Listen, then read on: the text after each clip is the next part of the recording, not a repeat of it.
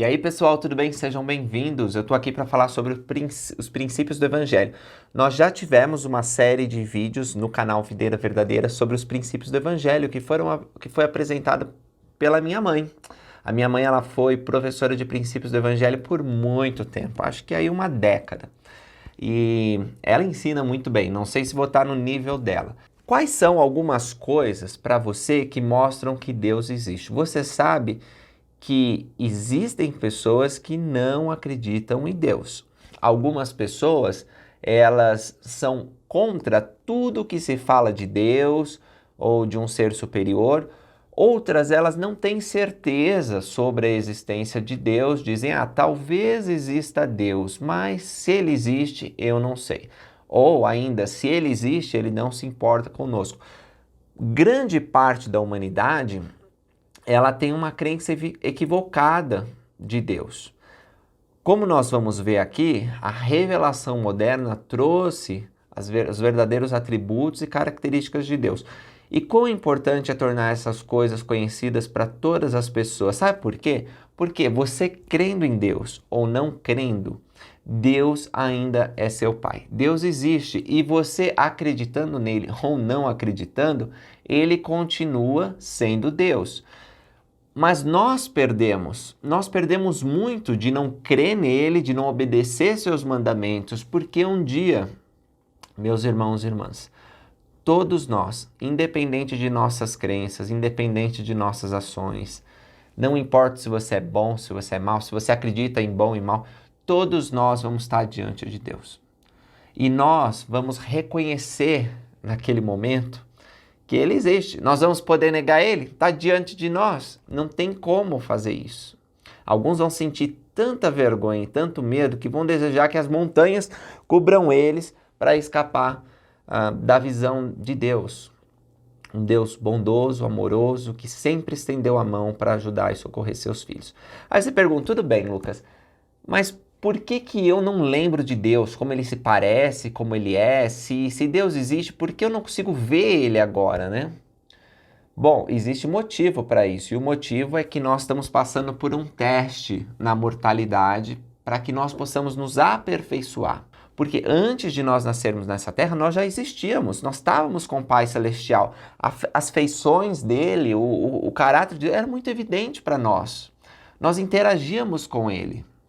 A mesma relação que tem um pai e um filho, pensa na melhor relação de pai e filho. Talvez não seja o seu caso, né? Talvez você não tenha tido um pai muito presente, ou talvez você seja pai e não sinta que está atingindo o seu pleno potencial, sabe? Dando o melhor para os seus filhos em termos de atenção, de acompanhamento. Bom, ainda assim, você consegue imaginar num relacionamento ideal de paternidade? Então, é esse relacionamento e muito melhor. O Pai nos conhecia profundamente. Por que eu estou falando Pai Celestial e não estou usando outros títulos? Porque nas Escrituras tem muitos títulos para Deus. A gente chama ele de Senhor do Universo, Senhor Onipotente, Altíssimo, Senhor da Glória, e tem tantos, né? Pai da Eternidade, Deus nosso, mas eu prefiro Pai Celestial, porque mostra o relacionamento que Ele tem conosco.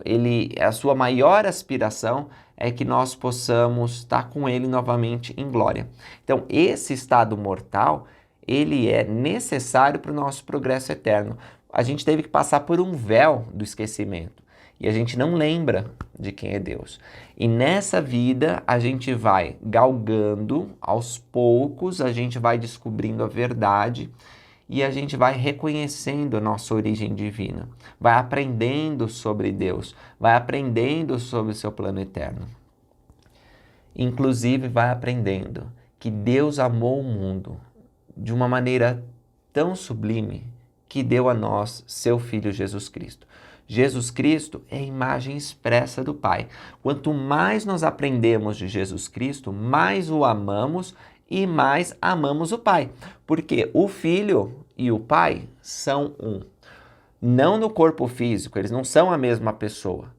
Senão não estaria sentido de chamar Pai e Filho. Não haveria sentido de Jesus Cristo orar para o Pai que estava no céu. Não tem sentido, por exemplo, na hora do batismo de Cristo. Cristo está lá nas águas com João Batista, né? O Espírito Santo desce no sinal da pomba e a voz de Deus vem lá de cima dizendo: esse é meu filho amado. Então você vê, são 3 personagens distintos. Quando a gente fala da Trindade, alguns até preferem usar deidade para não confundir com a crença que eles são uma substância só. Nós não acreditamos nisso. Nós acreditamos que Deus o Pai é um, Jesus Cristo é outro e o Espírito Santo é outro. E as Escrituras, na Bíblia, no livro de Mórmon, na Pérola de Grande Valor, em Doutrina e Convênios, testificam isso. Quais são algumas coisas que mostram que existe Deus? Se a gente não lembra dele, se a gente não pode ver porque está diante desse véu, né, precisa ser testado, como que eu posso realmente ter certeza que Deus existe? A princípio, você não consegue ter certeza. Você precisa fazer um experimento, digamos assim. Precisa plantar a sementinha da fé, regar essa sementinha e esperar que ela comece a brotar e crescer. E quando você ter essa sensação de crescimento, você vai dizer: essa é uma boa semente. Eu estou vendo que ela está crescendo, ela está germinando, ela vai frutificar. E à medida que você vai cuidando da semente, ela vai se tornar uma árvore. E aí, a sua pequena crença vai se transformar num forte testemunho, até o ponto que você sabe, pelo poder do Espírito Santo, que Deus realmente existe e não pode negar essas coisas. Então, como que a gente começa? Primeiro, você pode começar observando a vida, as coisas que acontecem. Às vezes, a natureza vai fazer com que você reflita essas coisas da divindade. O salmista tem uma escritura muito bonita quando ele afirma que vê os céus, vê as estrelas, os astros e tudo tão maravilhoso. E aí ele diz: quem é o homem, né, para que Deus se preocupe com ele? E aí, refletindo sobre a natureza humana, ele diz que o homem foi criado muito próximo da divindade, né?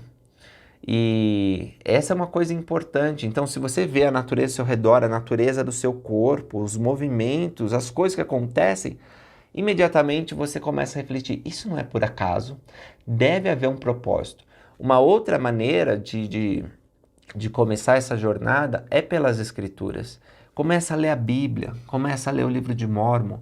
Você vai ver pessoas do passado que exerceram grande fé em Deus. E esses exemplos de retidão, esses exemplos de vivência no Evangelho vão te levar a refletir e a chegar a conclusões de que, de fato, Deus existe.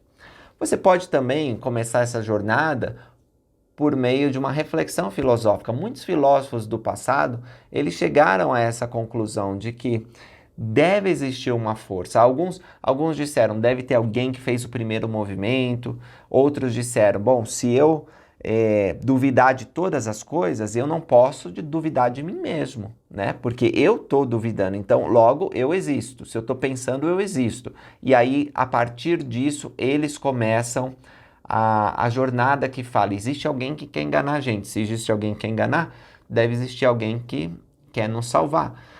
Então, seja qual for o seu caminho para começar essa jornada espiritual, eu convido vocês a prestarem atenção às palavras dos profetas e apóstolos vivos, porque eles não estão mais com aquela sementinha pequenininha começando a germinar. Já é uma árvore que dá frutos e nós podemos confiar no testemunho deles. De fato, um dos dons do Espírito Santo é saber que Jesus Cristo é o Filho de Deus e que Deus vive. À medida que nós confiamos no testemunho daqueles que sabem, nós passamos a ser abençoados com as promessas de vida eterna. Bom, nesse vídeo eu já falei para vocês algumas coisas da natureza de Deus, mas deixa eu pontuar. Deus, ele é um ser real, ele tem um corpo de carne e ossos, como eu e você, mas a diferença é que é um corpo glorificado. Não é sujeito a doenças, não é sujeito à morte. Nós fomos criados à imagem e semelhança desse corpo divino. Nós somos semelhantes a Deus. Nessa fase mortal, precisamos enfrentar provações e estamos sujeitos a toda espécie de dificuldades com o corpo físico. Ainda assim, é uma grande bênção ter um corpo, mesmo que seja um corpo imperfeito, mesmo que seja um corpo deficiente. Quando a gente estava lá no céu, a gente não tinha um corpo físico, a gente era espíritos. E ter vindo a essa terra e ganhar no corpo é uma grande bênção. Um dia, quando nós morrermos, deixarmos a mortalidade, irmos para o mundo espiritual, nós vamos ficar temporariamente sem nosso corpo. E vai dar saudade de fazer coisas que a gente fazia com o corpo. E aí nós vamos reconhecer, nossa, era uma bênção ter um corpo. Mesmo, talvez que eu estava um pouco fora do peso, mesmo que eu tinha essa deficiência, mesmo que eu tinha essas dificuldades, era uma bênção ter um corpo. E para nossa eterna alegria, por causa de Jesus Cristo, nós seremos ressuscitados e teremos um corpo perfeito como nosso Pai Celestial. Mas é importante saber que Ele tem esse corpo já. Deus, Ele nos ama. Esse é um fato muito importante. Nós precisamos saber que existe um Deus, mas que Ele se importa conosco. Ele não é um ser distante, indiferente, né? Alguns deuses mitológicos, principalmente da Grécia, Roma, eles eram totalmente a par da humanidade. Eles tinham os caprichos deles, eles eram egoístas, mas eles não se importavam. Não é assim o Deus verdadeiro. O Deus verdadeiro se importa conosco. E o que Ele pede de nós é simplesmente para a nossa bênção eterna. E o que Ele pede? Para que guardemos seus mandamentos. Quando nós guardamos os mandamentos de Deus, nós somos fortalecidos, abençoados e preparados para voltar à presença dEle. Para terminar o vídeo, eu quero ensinar vocês como fazer uma oração. A oração é o caminho para conhecer Deus. Você pode pensar, seria muito mais fácil se eu visse Deus, né? Por que Deus não tem um canal no YouTube e me fala que Ele existe? Por que Deus não me aparece numa visão? Você não vai falar aí que Deus apareceu em visões para os profetas do passado? Sim, algumas vezes Deus apareceu em visões, né? Pode ter sido em sonho, pode ter sido em visão, e pode ser pessoalmente também. Uma visitação, né? Aconteceu no passado. A voz de Deus não se fez ouvir no batismo de Cristo, contei para vocês. Você pode estar perguntando, por que isso não acontece comigo? As razões pelas quais Deus não aparece, não fala para você, você pode descobrir por si mesmo por meio de revelação. Mas lembra que nós temos que viver pela fé nesse mundo, temos que ser testados. Se nós víssemos todas as coisas, não seria verdadeiramente um teste, não é verdade? Também, nós não estamos preparados para voltar à presença de Deus. Se nós entrássemos na presença de Deus agora, com nossas imperfeições e pecados, talvez nós não pudéssemos permanecer lá para sempre. Mas enfim, o que eu quero dizer para vocês é que se você orar, você vai poder conhecer Deus. E a oração não precisa ter palavras decoradas. Às vezes a gente se sente inseguro e diz, nossa, eu não consigo falar tão bonito e eu não sei se Deus, que é o Senhor de todo o universo, vai prestar atenção nessa. Eu sou tão insignificante. Mas essa é uma coisa maravilhosa. Deus, Ele te ama, te conhece e Ele não exige que você use palavras rebuscadas para falar com Ele.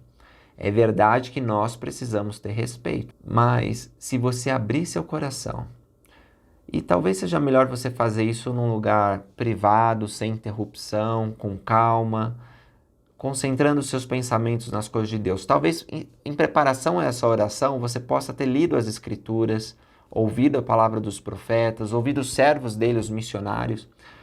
E quando você fizer essa oração, seja sincero, porque a sinceridade e a humildade, elas levam à verdadeira fé. Se você não for honesto e se você não tiver humildade, dificilmente o Espírito vai encontrar lugar para testificar sobre Deus. Então, nós geralmente, para demonstrar humildade, abaixamos nossa cabeça e fechamos nossos olhos. Também é bom dobrar os joelhos, né? Não significa que toda oração você precisa dobrar os joelhos, mas nessa oração significativa para saber sobre a existência de Deus, sobre seu amor, às vezes você sabe que Deus existe, mas você quer saber se Ele se importa contigo.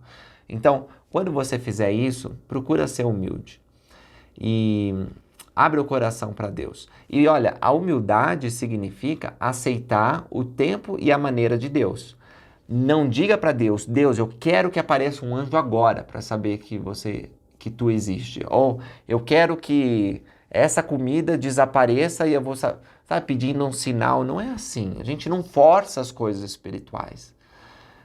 A gente é humilde e espera o tempo do Senhor. Então, dobrando a cabeça, né, se humilhando, talvez você cruze os braços. A posição não é tão importante, mas lembra, é bom mostrar humildade. E abre o coração a Deus. Não existe uma fórmula, né, para fazer uma oração. Existem alguns passos, sim, mas o mais importante é você abrir seu coração. E não precisa se preocupar em ser rápido nessa ocasião. Fala o tempo que for necessário. E a primeira coisa é chamar Deus. E eu gosto de fazer isso dizendo, Pai Celestial. Você pode usar outros nomes de adoração que estão nas Escrituras. Senhor, Senhor meu Deus, Pai nosso que está nos céus, como o Senhor Jesus Cristo usou. Então, faça isso, chame Deus. Depois, agradeça pelas coisas que Deus tem te dado. Isso faz parte da humildade. Reconheça que Ele permitiu que você vivesse até esse momento. Ele permitiu que você fosse abençoado com corpo, com ar, com visão. Ele permitiu que você tivesse alimento, roupas. Ele permitiu que você tivesse trabalho. E se você não tem alguma dessas coisas, ainda assim Ele te deu muitas outras bênçãos. Então, agradece Deus. E depois, faça o pedido, dizendo, Deus, se Tu é Deus, faz-mo saber. E aí Deus vai te revelar. Eu quero compartilhar apenas um exemplo que está nas Escrituras sobre alguém que cresceu numa cultura que a noção de Deus era distorcida. Para ele, até existia um ser superior, mas ele não se importava. Eles podiam fazer o que quisesse, que não tinha pecado. E essa passagem está no livro de Mórmon. No livro de Alma, capítulo 20, vamos ver, acho que dá no 23. Não, um pouco antes, no 22. Aqui um missionário foi para o rei dessa nação, que tinha essa crença que falei para vocês, e ele perguntou, tu acreditas em um Deus? E ele respondeu, eu sei que outros povos dizem existir um Deus, e eu permiti que eles construíssem santuários para que se reunissem para adorá-lo. Agora, se você, missionário, está dizendo, o nome desse missionário era Arão, você está dizendo que existe um Deus? Então eu vou acreditar. Aí Arão ouviu isso e ficou alegre, porque viu que aquele rei era humilde, ele estava disposto a aprender, a doutrinável. Né? Olha, veja, já era um rei velho, já tinha visto muita coisa, já tinha muito conhecimento acumulado, né? Ainda assim, ele estava diante de um jovem, que era de uma nação inimiga, se vocês conhecem a história, vocês sabem, e ele estava disposto, não, se você disser, eu vou acreditar. É esse tipo de disposição que tem a criancinha, essa facilidade de acreditar que a gente tem que buscar. Se você não tem essa facilidade de acreditar, se é difícil, tudo bem, você pode orar, Senhor, amolece meu coração, me ajuda a acreditar. E aí eu lembro também, só fazendo uma pausa, de uma outra passagem que está no Novo Testamento, quando um homem vem ao Salvador Jesus Cristo implorando, meu filho está sempre em perigo, ele cai no fogo, na água, e nós não sabemos o que fazer mais. Aquele menino endemoniado, ele precisava de ajuda. E aí o Salvador disse assim, se tu podes crer, tudo é possível ao que crer. E aí ele disse, eu creio, Senhor. E aí Cristo viu que ele não tinha aquela fé. Por isso o homem acrescentou, ajuda minha incredulidade. Como ele tinha o desejo, o Senhor achou a sementinha boa que começava a brotar. E aí ele pôde operar o milagre. Então a mesma coisa, se você tem incredulidade, diz: Senhor, ajuda a minha incredulidade. E ele vai realizar o milagre. Pois bem, o rei nessa conversa disse: esse Deus que você está dizendo que eu devo acreditar é o grande espírito? E aí Arão disse: ele é o grande espírito. Mas lembra que eu falei para vocês que ele tem um corpo? Mas aqui o missionário já não chegou falando assim: ah, não, tudo que você acredita é errado. Não, tem um pouco de verdade nisso, porque Deus de fato é um grande espírito, não é? É um grande espírito revestido de carne e osso, mas é um grande espírito. Ele é o maior dos espíritos. E aí o missionário disse: ele criou todas as coisas, tanto no céu como na terra. Acreditas nisso? E o rei disse: acredito que aquele grande espírito criou todas as coisas, e eu desejo que me ensines a respeito de todas essas coisas. Eu acreditarei nas tuas palavras. E aí Arão começou a ler as escrituras para o rei, explicar o plano de salvação para ele. Depois disso, o rei, ele disse o seguinte: que deverei fazer? Falando para o missionário: que deverei fazer para conseguir essa vida eterna da qual falaste? Que deverei fazer para nascer de Deus? Arrancar esse espírito iníquo do meu peito e receber o Espírito de Deus, a fim de encher-me de júbilo e não ser afastado no último dia. Eis que, disse ele, renunciarei a tudo quanto possuo. Sim, abandonarei meu reino para poder receber essa grande alegria.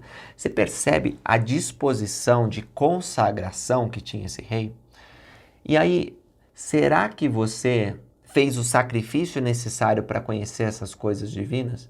O que você está disposto? Você está disposto a deixar a religião tradicional da sua família? Você está disposto a mudar sua vida, deixar de beber, de fumar? Você está disposto a fazer quais mudanças? Mudanças drásticas? Deixar o seu reino? Abandonar tudo que você possui para receber essa grande alegria? Primeiro, a confirmação de que Deus existe. Segundo, poder nascer de novo. Disse-lhe o missionário: se desejas isso, olha só, você precisa desse desejo. E se te curvares diante de Deus, sim, se te arrependeres de todos os teus pecados e te encurvares diante de Deus, invocares o seu nome com fé, acreditando que receberás, então obterás a esperança que desejas. E eu prometo que essas palavras se aplicam para você também. Se você se arrepender de seus pecados, ser humilde e ter um grande desejo de aprender a verdade divina, o Senhor vai revelar que Ele existe, que Ele te ama, que Ele te conhece, que Ele tem um plano na sua vida. Isso foi verdade para esse rei, porque ele orou da seguinte maneira: ó Deus, Arão, que é o nome do missionário, disse-me que existe um Deus. E se existe um Deus, e se tu és Deus, faz-nos saber. Abandonarei todos os meus pecados para conhecer-te, para que eu possa ser levantado dentre os mortos e salvo no último dia. E quando o rei disse essas palavras, um milagre aconteceu, que vocês podem ler lá em Alma 22. Vou deixar para vocês terminarem o capítulo, mas isso levou à conversão do rei e de toda a corte dele, e depois uma proclamação de liberdade religiosa que permitiu que missionários pregassem ao outrora povo iníquo e duro que não queria nada saber sobre o Evangelho de Jesus Cristo. Que grande bênção aconteceu e pode acontecer na sua vida também, um novo nascimento. Isso começa com o conhecimento de que Deus verdadeiramente existe. Obrigado por assistirem essa aula e eu encontro vocês no próximo vídeo. Até mais.